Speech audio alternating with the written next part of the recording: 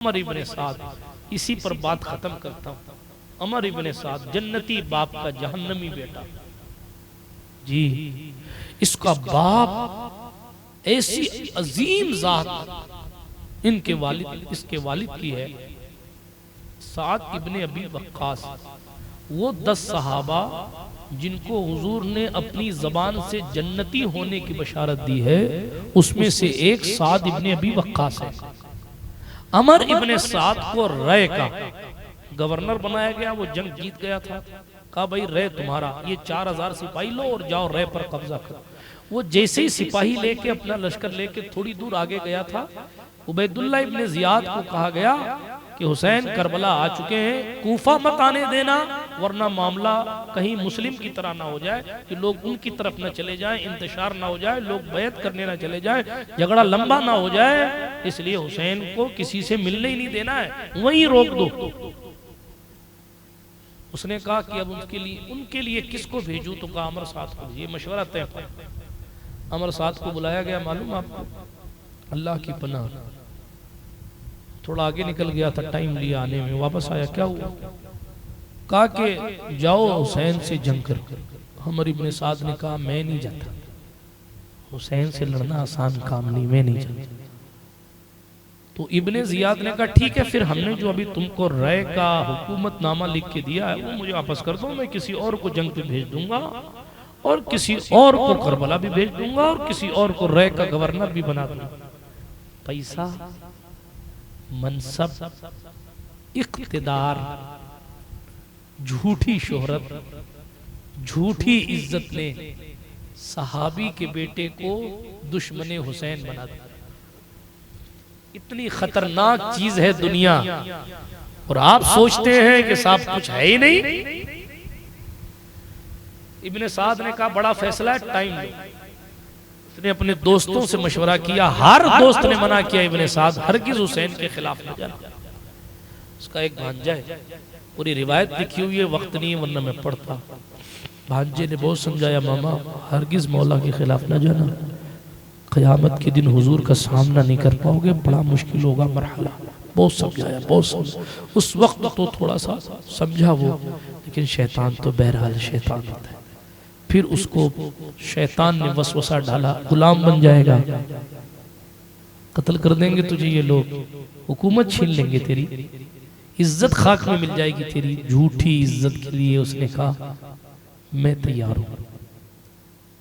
तो 4000 लोगों को साथ लेकर पहली टुकड़ी जो हुसैन इब्ने अली के खिलाफ लड़ने पहुंची है, वो 4000 लोगों का लश्कर लेकर अमर इब्ने साद मैदान करबला में आ गए। बात नहीं कर पाया मौला हुसैन से बात। ये सच्चाई की हैबत है।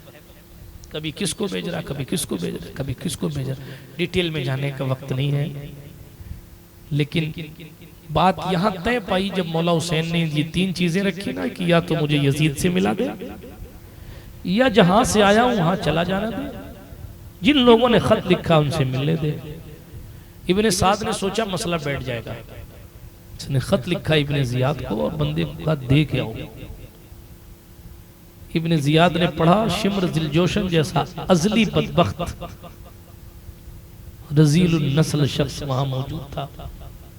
उसने खत पढ़ा, खत सुना, तो इब्ने जियाद को उकसाया कि तुमने अमर साद को लड़ने भेजा है या उनकी वकालत करने भेजा है?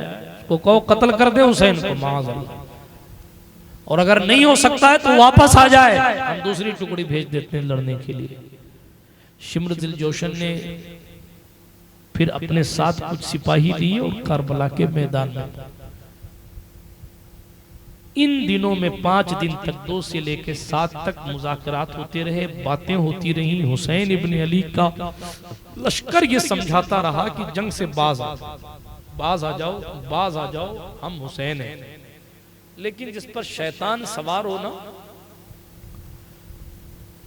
जिसकी तकदीर ही खराब हो, उसको क्या कुछ कहा जा सकता है।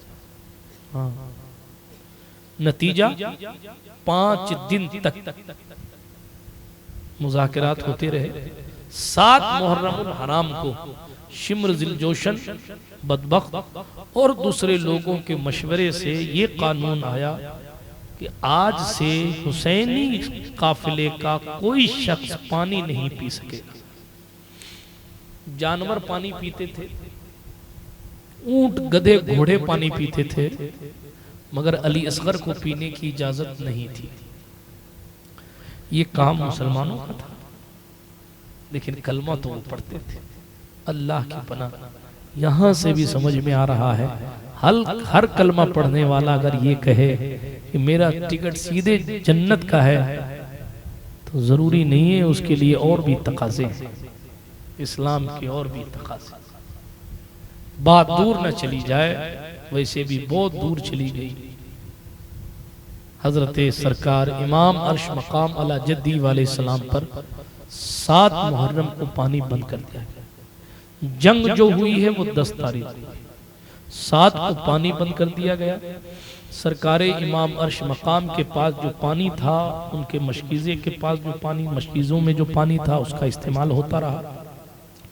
9 तारीख को ये लोग जंग करने आ गए थे। बहुत चीजें छोड़ के आगे बढ़ रहा हूं, आखिरी बात, 9 तारीख को वो लोग जंग करने, हजरत मौला हुसैन अपने घुटने पर सर रखकर बैठे हुए थे।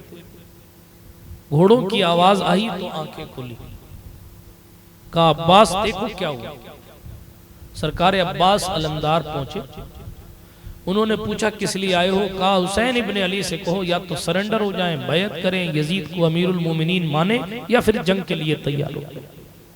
अब्बास अलमदार ने आकर कहा भैया ऐसी ऐसी बात ये करते हैं मेरे हजरत, मेरे बुजुर्ग। सरकार मौला हुसैन ने फरमाया आज आशूरे की रात है, आज इबादत की रात है। इनसे कहो जंग करनी है तो कल कर लेंगे, आज हमें इबादत करने दें। बात समझ आई? आशूरे की रात परसों की रात है। मुहर्रमुल हराम का महीना खूब नेकियां करने वाला महीना। हमारे और आपके नबी ने फरमाया इसमें एक रोजा रखना 30 रोजे के बराबर सवाब देता है।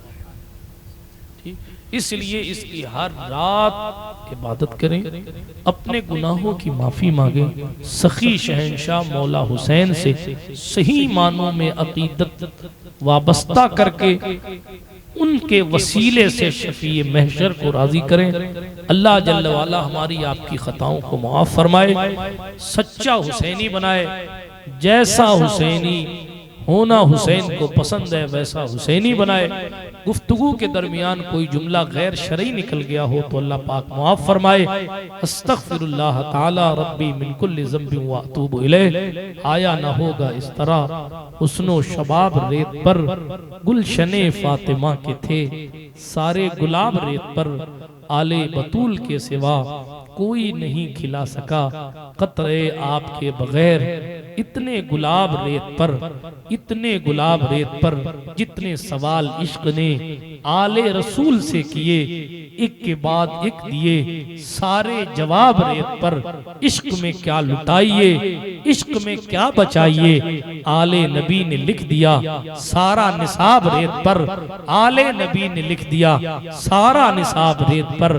प्यासा कहूँ हुसैन को इतना तो बेअदब नहीं, लमसे लबे हुसैन को तरसा है आब रेत पर।